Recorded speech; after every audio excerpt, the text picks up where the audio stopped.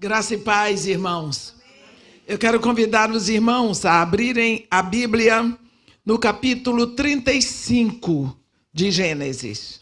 Gênesis, capítulo 35, onde está escrito assim: Disse Deus a Jacó: levanta-te, sobe a Betel e habita ali. Faze ali um altar ao Deus que te apareceu quando fugias da presença de Esaú, teu irmão. Mais uma vez vamos ler esse versículo. Disse Deus a Jacó: levanta-te, sobe a Betel e habita ali. Faze ali um altar ao Deus que te apareceu quando fugias da presença de Esaú, teu irmão. Amém. Os irmãos podem sentar. Meus irmãos, nós conhecemos bem a história de Jacó, que teve o nome mudado para Israel. Nós sabemos que quando já não dava mais, ele volta da terra de Labão em direção a Padan Aram. E no caminho para lá, foi tudo tão difícil, porque existia um medo no coração de Jacó. E o medo é que ele era jurado de morte por seu irmão Esaú. Enfim, nós sabemos que ele chegou, houve o encontro de Esaú com Jacó, os dois se abraçaram. Nós lembramos que Esaú vinha com 400 homens para matar Jacó, mas ele não encontrou Jacó, ele encontrou Israel. Ele encontrou outro homem. Jacó não era mais Jacó, ele já era Israel. Bem, eles se encontram e a Bíblia diz no versículo 13 de Gênesis 34 que os filhos de Jacó, por causa de lhes haver Siquém violado a irmã Diná, responderam com dolo a Siquém e a seu pai Hamor e lhes disseram: isto vai acontecer na caminhada de Jacó. Vocês podem imaginar que agora Jacó está inteiro, está em paz, está feliz, está seguro, porque o último medo que ele tinha sido levado. Então, ele vai, ele se acampa perto de Siquém, ele arma a sua tenda e aquele lugar ele chamou de Sucote. Até hoje se chama Sucote porque ele arranjou o lugar para fazer as tendas para o seu gado. Bem, ali ele vai para o lado de Siquém e ele compra um campo de Hamor. Ele paga o campo 100 peças de prata. Então ele compra um lugar para ele ficar ali. Ele estava em paz, tranquilo, sossegado, inteiro. Enfim, depois de uma grande jornada, ele tinha sido ameaçado primeiro pelo irmão, ele tinha sido ameaçado depois pelos cunhados, mas agora ele está seguro, tranquilo. Acabaram-se os medos, está ali sossegado. A filha dele, Diná, porque a Bíblia não fala das irmãs, fala só dos filhos. Fala que Jacó teve 12 filhos de 4 mulheres, só que não se menciona o nome das filhas. Só se sabe uma filha por causa exatamente do que vai acontecer aqui. Diná. Diná resolveu sair para dar uma volta. Diná resolveu sair para conhecer as moças da cidade.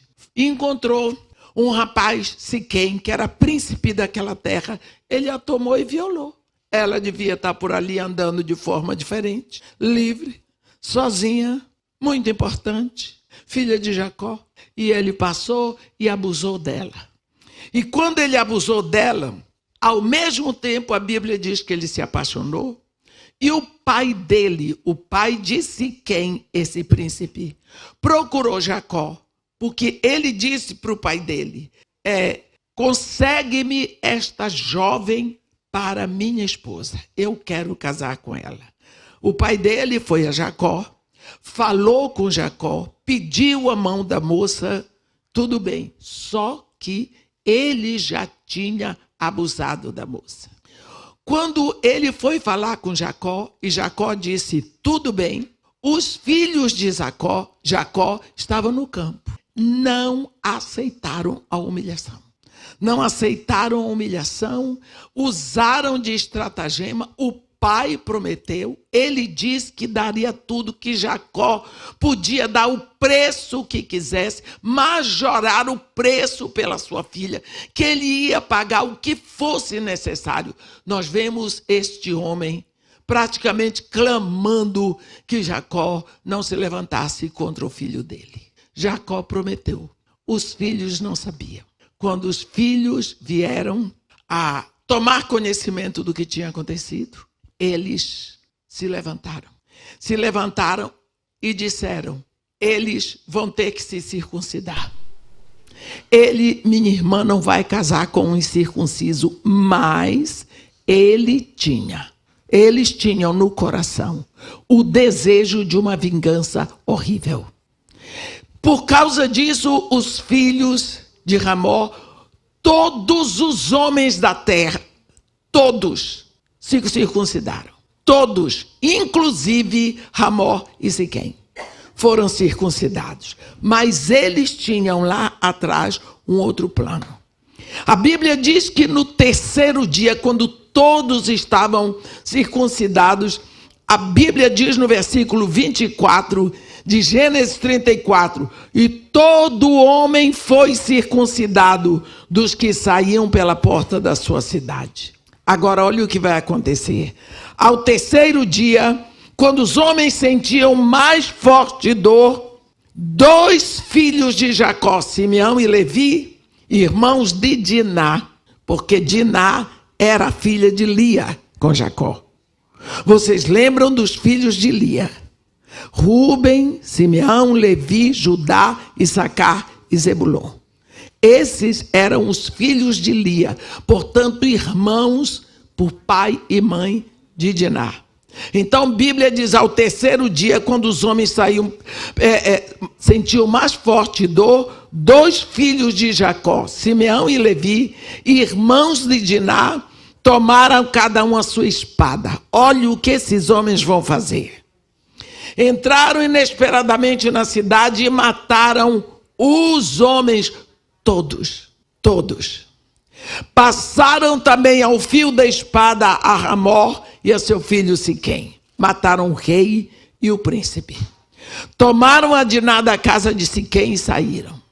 Sobrevieram os filhos de Jacó, os mortos, e saquearam a cidade, porque sua irmã fora violada.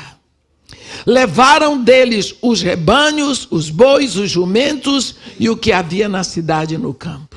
Todos os seus bens e todos os seus meninos e as suas mulheres levaram cativos e pilharam tudo o que havia na casa.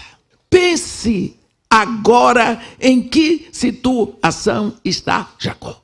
Os 2 filhos deles tomaram a frente numa vingança que nós sabemos que é desnecessária. Eles mataram todos. Eles saquearam tudo. Eles levaram tudo. E o pai já havia dado a palavra. Que coisa. Então, o que é que você faria numa hora dessa? Você pode imaginar como é que Jacó estava agora. Qual a situação de Jacó? Pense como estava Jacó. Ele diz a Simeão e a Levi, vós me afligistes, versículo 30 do capítulo 34. Vós me afligistes e me fizestes odioso entre os moradores desta terra, entre os cananeus e os ferezeus. Sendo nós pouca gente, reunir-se-ão contra mim e serei destruído, eu e a minha casa. Eu e minha casa. Eles responderam para o pai, abusaria ele de nossa irmã como se fosse prostituta? Sabe quando a pessoa age com ódio? Ela não mede as consequências, porque o ódio cega as pessoas. Ela não raciocina, porque o ódio, ele embota a sua mente. Os seus juízos não se encadeiam com perfeição e o resultado é um raciocínio deformado. Eles agiram na vingança e esqueceram que toda ação gera consequências. Se nós passarmos a pensar melhor sobre a consequência dos nossos atos, nós vamos agir de modo diferente na nossa vida. Agora, a consequência vem para eles? Não. A consequência vem para todos, porque Jacó disse: agora, sendo nós, ele não disse sendo vocês, ele disse sendo nós, pouca gente, reunir-se-ão contra mim e serei destruído eu e a minha casa. Olhe a ação de um filho, o mal que pode trazer para toda a família. Quantas vezes esquecemos que as nossas ações podem prejudicar os outros e muito. Mas nós não pensamos o modo como nós podemos prejudicar, porque não precisamos pensar nos outros. Afinal de contas, o que vale é o que eu penso, o que eu quero, porque eu estou sempre certo. Foi isso que Simeão e Levi fizeram. E agora, como é que você se sente quando você fica numa situação assim que nem Jacó? Para onde Jacó iria? Se ele comprou aquela terra, ele não tinha para onde ir. Voltaria atrás para Esaú? Sabe, quando a pessoa fica num dilema, a mente dela oscila para dois opostos, ela não encontra. É aquela situação da cadeira de balanço que eu disse hoje. Você balança, balança, balança, a cadeira balança, balança, mas não sai do lugar. E quantas vezes você fica nessa cadeira de balanço emocional e você não resolve nada e você fica cansado, você fica exaurido e não tem solução. Jacó estava nessa situação. O que você faz quando a sua credibilidade é enlameada, porque ele havia dado a palavra dele a Hamor a respeito de Siquém? Os filhos não respeitaram a decisão do pai. O que você faz quando a sua vida familiar está uma bagunça? Foi assim que estava a vida de Jacó. Todo mundo ameaçado por causa de dois sujeitos que resolveram fazer as coisas desrespeitando tudo. Foi assim que Jacó se sentiu quando ele estava em Siquém. Este homem, Jacó, se vocês lembram, ele foi um homem que aprendeu a trapacear desde cedo e sempre viveu assim. Mas agora o Jacó vigarista estava envelhecendo e estava arrumando o seu caminho. Afinal de contas, agora ele não era mais Jacó, ele era Israel. Mas o exemplo, tem um ditado popular que diz: as palavras movem, mas o exemplo arrasta. O exemplo que ele tinha dado para os filhos dele permanecia. Não foi apagado da memória de seus filhos. Seus filhos o viram trapaceando, tatuando as ovelhas do rebanho do sogro. Eles viram Jacó enriquecer diante dos olhos de tudo e seguramente ouviam os comentários dos tios, não é? Dos irmãos de Lia e Raquel. Eles viram o pai deixar o sogro ir para a tosquia das ovelhas e fugir. Eles viram tudo, eles aprenderam também, não é? Foi assim, pelas mãos dos seus filhos, que Siquém foi eliminada. Foi mergulhada nesse massacre horrível E Jacó sentiu o gelo, sabe, na sua coluna vertebral. O medo, a ameaça, a morte. Tudo o que ele construiu a vida toda, agora ia se acabar. Porque dele não ia sobrar nem a tenda. Ele estava eliminado. Lógico que os cananeus viriam para vingar. E vingariam com ataque. Amedrontado nessa situação, o que você faz? Jacó se lembrou e buscou a Deus.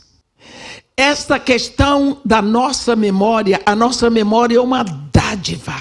É uma dádiva que Deus nos deu. Como tantas dádivas, às vezes nós esquecemos de glorificar a Deus pelos atributos que Ele nos deu. As pessoas falam muito da minha memória. Eu sei que eu tenho uma memória excelente. Mas uma coisa é certa, eu trabalho a minha memória. Desde muito cedo. Por quê? Porque é um dom de Deus e eu trabalho a minha memória para o reino de Deus. Porque foi Deus que me deu. A nossa memória é uma instância superior que guarda, que retém. Você vê Deus fazendo memoriais na Bíblia. A Páscoa é um memorial. Este dia vos será por memorial. E vós o celebrareis com solenidade ao Senhor pelas vossas gerações, porque neste dia eu tirei as vossas hostes do Egito. Até hoje os judeus celebram a Páscoa para lembrar o que aconteceu no Egito. A primeira taça é Kiddush, mas a segunda é Hagadash, é a taça da explanação. É quando o líder da mesa explica o que aconteceu e por que eles celebram a Páscoa. Lembra de Jonas? Na situação que estava. Quando ele estava no ventre do peixe, ele não sabia que estava no ventre do peixe. Ele diz, desci às profundezas da terra, cujos ferrolhos se fecharam sobre mim. Os ferrolhos deviam ser os dentes do peixe. Ele não sabia. Ele diz, quando dentro em mim se desfalecia a minha alma, lembrei-me do Senhor e do seu santo templo. Até agora ele não sabia o que fazer. Deus fisgou o profeta na memória. Lembrou-se do Senhor. Aí subiu a ele o meu clamor. Memória. A memória nos traz de volta. A memória ressuscita. A memória nos leva a lugares importantes da nossa vida. E quantas vezes choramos porque nos lembramos. Nós nunca choramos porque esquecemos. Choramos porque lembramos. Rimos porque lembramos. Nos deleitamos porque lembramos. E tudo nós fazemos lembrando. Aqui, Jacó, no meio desse caos familiar, lembrou-se de Deus. E quando ele busca a Deus, a resposta é imediata. Quantas vezes nós estamos precisando desse momento? Mas não fazemos. Há um momento quando Deus chamou Moisés, a primeira coisa para comandar Moisés, ele diz, Moisés, eu vi a aflição do meu povo Israel. Eu vi. Não tem como Deus não ver, porque ele está presente em todo lugar. Ele diz, Moisés estava vendo. Eles estavam sofrendo, eles estavam aflitos, seus filhos sendo tirados do ventre da mãe, jogados para os crocodilos. Moisés, eu vi. Aí ele diz, eu ouvi o seu clamor e desci. Deus só desceu. Ele diz, eu desci para tirá-los da terra do Egito, da casa da escravidão e levá-lo à terra que mana leite e mel. Ele só desceu quando ele ouviu o clamor. O povo estava sofrendo, mas o povo não clamava. Deus não é invasor. Ele quer ser convidado. Toda pessoa quer ser convidada. Deus, ele diz, o próprio Jesus, na carta à igreja em Laodiceia, ei, eu estou à porta, bato. Se alguém me ouvir a minha voz, e me convidar, porque pode ser que ouça a voz e não convide. Se me convidar, entrarei. Viu? Capítulo 24 de Lucas. Jesus Cristo com os discípulos de Emaús passou o dia andando. Chega, se aproxima a entrada de Emaús, ele fez de conta que ia passar. Com certeza ele queria ser convidado. Tanto quando os discípulos convidaram, ele imediatamente, pois não, ele não se faz de rogado. Queria ser convidado. E entrou, e nós sabemos o que aconteceu. Entrou na casa deles, foi chamado para a mesa. Ele foi porque quer ser convidado. Deus diz, eu ouvi o seu clamor e desci. Mas Deus só desceu para resolver o problema deles quando Deus ouviu o clamor. Eles não tinham clamado. O que lhe leva a clamar a Deus? Talvez seja aquela síndrome do faraó. Nós sabemos, lá no capítulo 8 de Êxodo, quando veio a praga das rãs, cobriu a terra do Egito.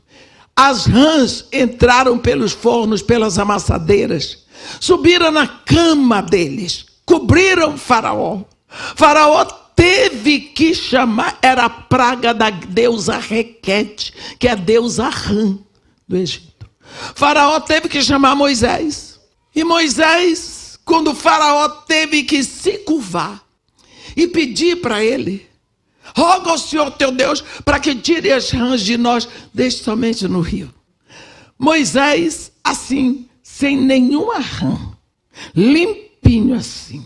Faraó falando e tirando as rãs. Isso é por minha conta, vou até sair do púlpito, porque não está escrito na Bíblia que o faraó, mas ele estava coberto de rã, então ele falava e tirava a rã, tornava a falar e tirava a rã. Isso, mas você pode pensar que não, porque essa parte não está escrita, mas essa aqui está.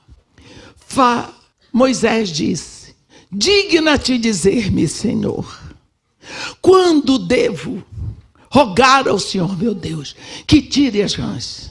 Faraó, amanhã. Você entende esse faraó? Amanhã. Fosse eu dizer, agora, Moisés, é para já, Moisés. Amanhã. A Bíblia diz que durante a noite as rãs se multiplicaram. No outro dia, o Senhor matou as rãs. E a terra fez-se montões de rãs. A terra cheirou mal. Me dê uma razão para que este faraó, que estava tão incomodado, coberto de rãs, cama, mesa, as rãs entraram por tudo, para que ele quisesse só amanhã, meu Deus, mais uma noite. Quem sabe, ele disse, as rãs morrem sozinhas, não precisam que Deus interfira. Quem sabe os nossos deuses, os que restam, darão um jeito. Quem sabe a própria Requete tira isso. Ele ainda tinha esperança de não ter que se curvar ao Deus de Israel, ao Deus do povo a quem tanto ele massacrava. Deixa para amanhã. Hoje eu não peço, porque alguma coisa pode acontecer, algum milagre pode acontecer. Milagre de quem? Se quem faz milagre é Deus. Então você não corre, você não vai a Deus, você fica na cadeira de balanço, cadeira de balanço, cadeira de balanço. Por isso que eu tenho visto muito crente tomar dinheiro emprestado até com agiota, mesmo sabendo que Deus não aceita. Ele faz porque ele não quer correr para Deus, não quer. Ele disse amanhã. Jacó estava na situação a qualquer momento. Os cananeus e os ferezeus podiam chegar ali e arrebentar com tudo. Adeus Jacó, adeus as 12 tribos e todo mundo saquear. E o que Simeão e Levi tinham feito a Siquém era pouco diante do que os cananeus e os ferezeus iam fazer, não é? E ele estava na cadeira de balanço e não saía do lugar, não havia o que fazer. Aí ele falou com Deus. A Bíblia não registra a oração de Jacó, mas disse Deus a Jacó. Para Deus ter falado, Jacó se prostrou e se aprumou para ouvir. Para ouvir. Deus não interrompe ninguém. Ainda agora nós estávamos ouvindo o pastor falar em Jó, não é? Quando Deus simplesmente diz para Jó ali mesmo: escuta-me, pois, e eu falarei. Mas eu vou falar se estiver pronto para escutar. Às vezes nós não estamos prontos para escutar. Porque o que Deus tem para nos dizer não é aquilo que nós queremos ouvir. Você quer ouvir que você está errado? Que o seu orgulho impede você de ver as coisas? Que você está cego porque você é mi. Você está pronto para ouvir que você está levando sua família para o cadafalso por causa dos seus maus hábitos? Você não está pronto. Deus não está nem aí. Deus quer que você o ouça, mas Ele ouve quando você está pronto para ouvir, quando você chega a Ele e fala como Samuel: pode falar, Senhor, o teu servo ouve. Ouvir a Deus é calar, é parar, é desligar esse mafioso desse celular que você tem, é estar pronto para embotar, para ficar ali até que Deus fale. A Bíblia diz, por boca do profeta Isaías: sobre os teus muros, Jerusalém, coloquei guardas que não se cansam de vigiar, nem de dia, nem de noite. Ou vós que fareis lembrar do Senhor, não descanseis, nem deis a Ele descanso, até que restabeleça Jerusalém e a coloque por objeto de louvor sobre a terra. Deus tem um tempo.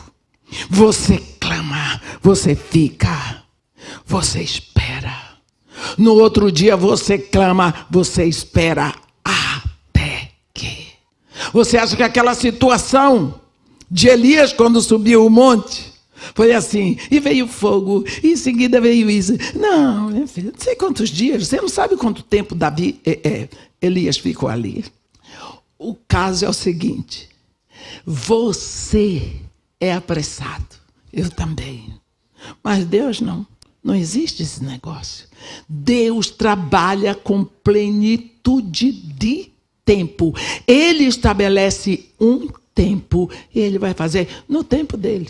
Você geme, chora, se arrebenta, te apressa, faz que nem Sara e Abraão arranjaram um filho da escrava. E apressou-se. Deus disse: olha, Abraão, o teu herdeiro será um filho nascido de ti. Mas lógico que Deus estava considerando que era com a esposa. Ele foi lá com a escrava. Vá, você, meu irmão, seguir conselho de mulher. Vá atrás. Homem para Deus é importante. Homem para Deus é importante. Ah, mas minha mulher é sábia. E você é burro. Minha mulher tem visões. E você, alucinação. Eu quero lhe dizer que Deus não vai mudar.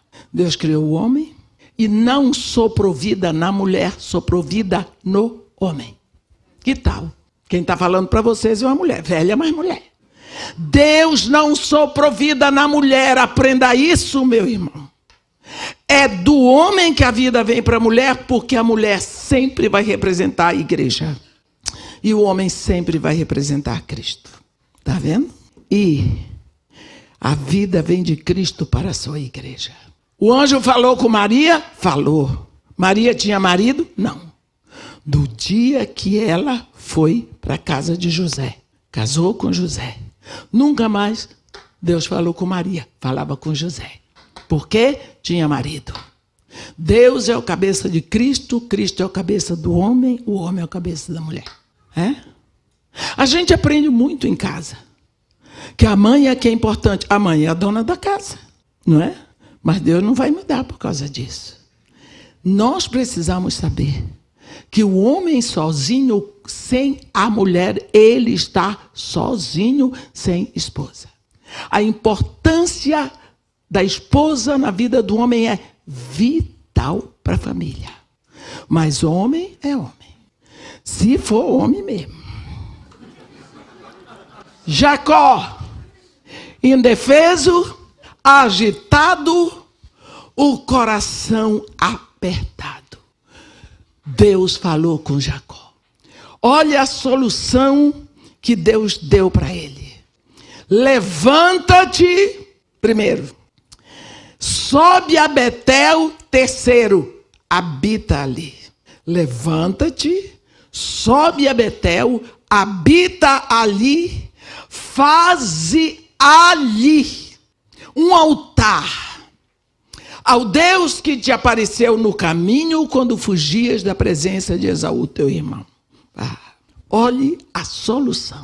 Nunca Jacó pensou que tinha uma solução para aquilo. Não tinha, vou morrer, vou matar tudo. Não vai dar tempo da gente sair daqui. Deus disse, levanta. Você vai ficar aí sentado esperando o quê? Toma a providência.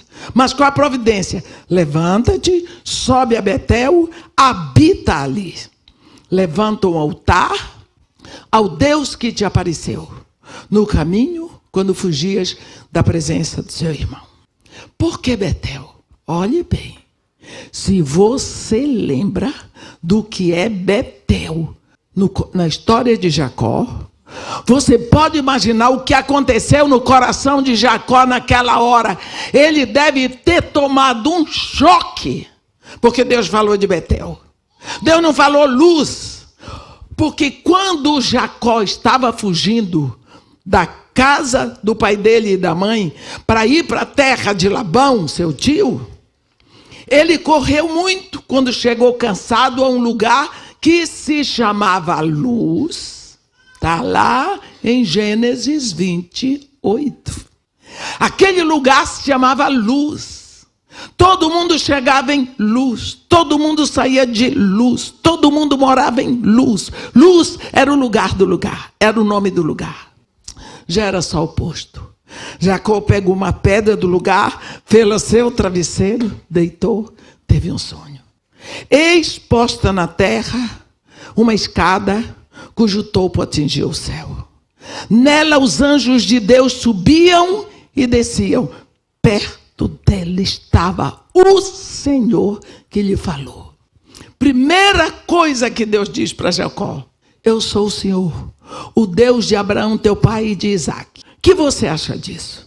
Deus não disse para ele, eu sou o teu Deus. Ele, eu sou o Deus de Abraão, teu pai, e de Isaac. Deus se apresentou a ele.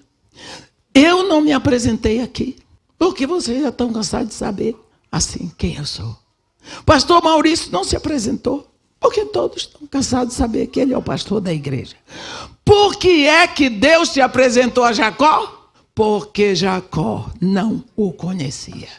Como? Eu nasci no Evangelho. Eu cresci, eu fui organista de igreja, eu sabia até salmo de cor, e tudo isso. Mas a minha conversão, para eu conhecer a Deus como meu Deus, se deu aos 32 anos. Porque eu conhecia o Deus de ouvir falar. Era o Deus da minha mãe, que era católica, era o Deus do meu pai, que era protestante, e era o Deus, e era o Deus, e era o Deus, mas não era. Eu não tinha nenhuma experiência com Deus. Do dia que eu conheci, eu sei o dia em que eu nasci de novo. Eu sei. Até hoje sou apaixonada pelo Iraque, porque foi lá que eu nasci. Foi lá que Deus falou comigo primeira vez. Então, eu sei. Por isso, aquele lugar foi marcante para Jacó. Deus ali diz, eu sou o Deus de Abraão, teu pai, e de Isaac. Deus te apresentou, sou eu. A terra em que agora tu pisas, eu te dou a ti, a tua descendência para sempre. Deus ali renovou com Jacó a aliança que tinha feito com Abraão e renovado com Isaac. Quando Jacó levantou, ele disse, quão temível é este lugar. Agora, quando ele chegou não era temível, mas agora é. Ele diz, é a casa de Deus. Daí que vem o nome Betel, porque Beit em hebraico é casa. El é Deus, é o Todo-Poderoso. Beit El vem para o português Betel. É a casa de Deus, Betel. É a porta do céu. O Senhor está neste lugar, eu não sabia. Pense o que é. Se o pastor está aqui e eu não sei. Significa que eu estou completamente cega. Porque eu não vejo o pastor que está aqui. Como é que eu posso estar num lugar? A pessoa está na minha frente e eu digo, eu não sabia que estava. Significa cegueira espiritual. E quantas vezes nós, filhos de Deus, estamos cegos espiritualmente? Porque nós não vemos quem está aqui. Pegou a pedra que erigiu por coluna, derramou óleo sobre ela, fez um voto. Se Deus for comigo, que me der comida que eu coma, roupa que eu me vista, o Senhor será meu Deus. E me traga de volta à casa dos meus pais, o Senhor será meu Deus. A pedra que eu erigi por coluna será a casa de Deus. E de tudo quando o Senhor me der, certamente lhe darei o dízimo. Ali, aquele lugar, é o lugar onde Jacó viu, onde ele teve a expressão da experiência. O avô dele tinha tido essa experiência, o pai dele tinha tido essa experiência, ele tinha tido essa experiência agora. Abriu-se a visão espiritual para Jacó. Foi o momento em que ele descansou. Por quê? Agora eu tenho Deus para adorar. Não é mais o Deus do qual eu vi falar, o Deus do meu pai, o Deus do meu tio, o Deus da minha mãe é o meu Deus. Quando você decide e abraça esse Deus, não tem quem lhe demova mais. Você entrega a sua própria vida, porque você tem a sua experiência pessoal. Ali, Deus diz para ele, sobe a Betel. Levanta-te, sobe a Betel, habita ali, levanta um altar ao Deus que te apareceu no caminho quando fugias da presença de Esaú, teu irmão. Só faltou dizer que queria te matar. Olha, o que Deus estava dizendo para Jacó? Lembra, Jacó? Lembra do que é Betel? Betel tem algum significado para você? Tem algum significado? O que é Betel para você? Perdeu a expressão, Jacó? Porque você nunca mais me procurou, Jacó? Porque você nunca mais descansou em mim, Jacó? Porque você nunca mais gastou tempo para estar comigo, Jacó? Olha o que está acontecendo na tua vida. Olha o que está acontecendo na tua casa. A tua casa está de cabeça para baixo, Jacó.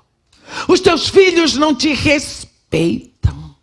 Os teus filhos fazem o que querem, eles mandam, eles desmandam, eles tomam a providência que querem sem levar em consideração que isso afeta a tua vida, tu podes morrer. Tu estás ameaçado de morte, de perder tudo que tem por causa dos filhos que tu tens. Olha a tua casa como está. Porque, Jacó, quando mais que tu tens procurado o Deus que te apareceu no caminho? Tu esqueceste da nossa intimidade. Tu esqueceste dos momentos gloriosos que nós tínhamos juntos. O momento da oração. Meu irmão, quanto tempo faz que você não estabelece tempo para estar com Deus? Você tem se preocupado tanto, porque você tem que suprir as necessidades da sua família. Seus filhos precisam, sua esposa precisa, e você precisa. Lembra quando Isaac foi expulso da terra de Abimeleque? Ele veio abrindo poços no deserto, expulso pelos filisteus de Ezeque, expulso para Sitna, expulso para Reobote, expulso correndo o perigo de vida de perder tudo que tinha. Porque no deserto as caravanas dos ismaelitas estavam por ali saqueando caravanas e Ismael era o maior inimigo que Isaac tinha. Ele estava exposto. Quando eles chegaram em Reobote, Deus disse para ele, ei, sou eu, o Senhor, o Deus de Abraão, teu pai. Deus não disse eu sou o teu Deus, ele disse o Deus de Abraão, teu pai. Não temas, porque eu estou contigo. Abençoar-te-ei, multiplicarei a tua descendência. Por amor de ti? Não. Por amor de Abraão, meu servo. Por amor de Abraão. Por que é que Deus estava fazendo tudo para Isaac? Por causa do pai dele. Você sabia? Abraão deixou muitos bens para Isaac. A Bíblia diz que ele deixou tudo de presente para Isaac. Para tudo que tinha para Isaac. Para os filhos das concubinas ele deu presentes. E mandou para bem longe de Isaac. Mas Deus diz para ele: porque Isaac, teu pai já não está mais aqui, mas o Deus a quem ele serviu está. Teu pai não está mais aqui, mas o Deus a quem ele orou está. Ele deixou a oração na poupança para ti. E por isso eu estou fazendo tudo para ti, mas é por causa dele, não é por causa de ti. Ele podia ter perdido tudo no deserto. Ai de Isaac, se o pai dele não tivesse sido um servo de Deus, se o pai dele não tivesse orado por aquele filho, ai de Isaac, não tinha sobrado uma penugem de uma ovelha no deserto, quanto mais gente. E você? Você está colocando na poupança espiritual para seus filhos? Nós estamos no início de um ano. Eu tenho falado disso onde eu vou. Qual é o propósito que você assumiu para este ano em relação à sua família? Seu relacionamento com Deus. Você, quando descobriu que estava grávida, minha irmã, você já estava grávida. Meu irmão, quando sua mulher veio lhe dizer que ela estava grávida, você disse, tomou um susto. Por quê? Porque você não fez o filho. Foi Deus que fez. Entregou para você cuidar. Você criou um filho ou um monstro, porque Deus lhe deu um filho. Então por que você tem tanto medo dele? Por que nós temos tanto medo? Medo, medo, medo. Outro dia eu pedi perdão ao meu filho. Ele está aqui me ouvindo. Eu disse, meu filho, você me perdoa. Porque todos os erros que eu cometi com você foi porque eu tinha medo. Eu tinha medo que você desse para o que não presta. Eu tinha medo que você não se formasse. Eu tinha medo que você se acidentasse. Eu tinha medo. Por quê? Falta de intimidade com Deus. Porque a Bíblia diz que o verdadeiro amor lança fora todo medo. Mas nós temos temores. Uma coisa é ter medo e outra é ter temor de Deus. Eu tinha medo mesmo.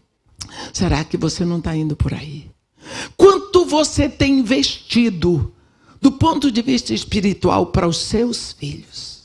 Porque olha, aquele que semeia na carne, da carne colherá corrupção. Mas aquele que se une ao Senhor é um espírito com ele. Levanta-te, apruma-te, sobe a Betel. Vai procurar o lugar do teu encontro com Deus. O lugar onde pela primeira vez você se rendeu. Não é um lugar geográfico, porque muitos de nós aceitamos Jesus no Brasil e agora estamos aqui. Mas é o espaço no nosso coração, daquele primeiro momento, do nosso encontro, quando a palavra rasgou o nosso coração e nós nos rendemos a Jesus Cristo.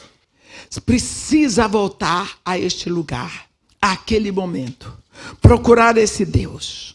Jacó foi onde ele tinha visto a primeira visão celestial, onde pela primeira vez ele sentiu a alegria da segurança de viver diante de um Deus com o qual ele podia falar. E ali ele levantou um lugar de adoração. Aonde é o seu lugar de adoração? Você precisa ter um lugar na sua casa. Você anda agitado, você não tem tempo para nada. Eu já passei em casas de irmãos este ano em que o marido come em pé. Eu disse, meu filho, você está comendo igual cavalo. Cavalo que come em pé. Quadrúpede normalmente come em pé. Eu disse, não é possível que não tenha mais tempo de sentar. Você tem uma mesa para a sua família, você tem prato, talher, tudo. Sente, ore. Ele disse, ore, irmã de mel. Eu disse, eu não vou comer, é você. Como é que eu vou agradecer a comida que você vai comer? Você senta, agora quem está mandando aqui sou eu. Ele riu. Mãe de Mel, tem que ir. Eu disse, senta. Sentou. Eu disse, vai lavar a mão. Lavou. Eu disse para a mulher dele botar comida na mesa. Ele disse, mãe de Mel. Botou. Sentou, eu disse, agora a hora. Parou, pensou, olhou para mim. Nunca mais eu tinha orado. Eu disse, pois é. E se você engasga na hora de comer? Vai para o inferno. Sentou, comeu, conversou que só. Eu disse, ué, rapaz, você não estava com pressa? Se mande para trabalhar. Sabe o que é? Cadeira de rodas. Desculpa, cadeira de balanço. E vai e volta, e vai e volta. Não sai do lugar. Se você colocar o seu relacionamento com Deus em primeiro lugar, todas as coisas vão ser resolvidas. Todas as coisas serão resolvidas. Você tem que aprender a descansar. Quando você descansar, você sabe um outro nome para descanso? Sábado. Sábado é o descanso, é o Shabat. Sabe um outro nome para sábado? Jesus. Ele é o nosso descanso. Uma vez que você está nele, você pode descansar. Não tem morte, não tem julgamento. Tudo isso já passou, meus irmãos. Já passou. Você vai ter medo de julgamento quando o julgamento já aconteceu? É mesmo que eu estou aqui com medo do tsunami que aconteceu lá no Oriente há 4, 5, 6, 10 anos atrás. Já acabou.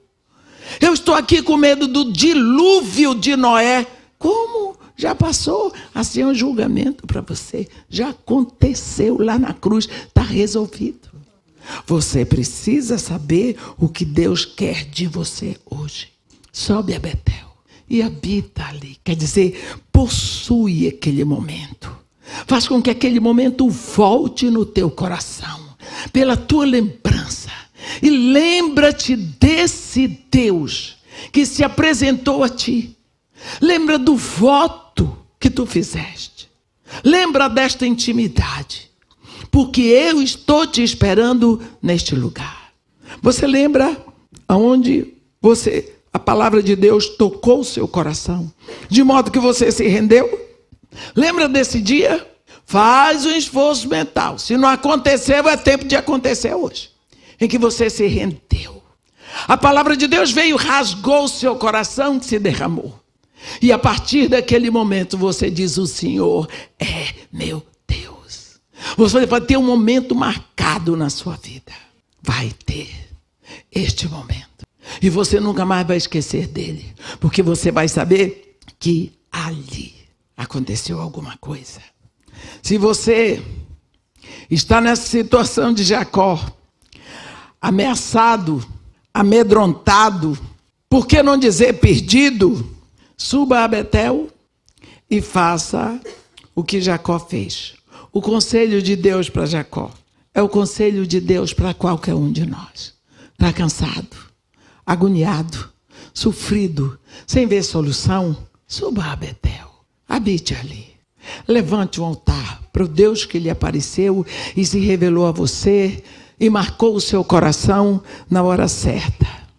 No versículo 7 do capítulo 55 do livro do profeta Isaías está escrito: deixe o perverso o seu caminho, o iníquo os seus pensamentos. Converta-se ao Senhor, que se compadecerá dele. E volte-se para o nosso Deus, porque é rico em perdoar. Tudo o que Deus fez, até entregar o seu próprio filho na cruz, é porque Ele quer lhe perdoar. É só isso. Esse é o evangelho que nós temos que pregar, boa nova do Deus que entrega o seu próprio filho porque Ele quer perdoar. Não é? Essa é a pregação. Arrependei-vos porque Deus quer perdoar. É só isso. Porque depois que você entrar nesse caminho, você vai conhecer esse Deus que lhe aparece na hora da aflição e que diz para você: vem para mim, bem junto a mim a um lugar, eu te quero comigo. Não teve ferezeu, não teve cananeu que pegasse Jacó. Nós sabemos, até hoje está aí Israel. Amém? Sobe a Betel e habita ali. constrói um altar e adora ao Deus que te apareceu no caminho, na aflição, na dor, na indecisão, na necessidade. É nessas horas que Deus vem. Está vendo? Que Deus nos abençoe e nos guarde. Que faça resplandecer seu rosto sobre nós e tenha misericórdia de todos nós. Amém.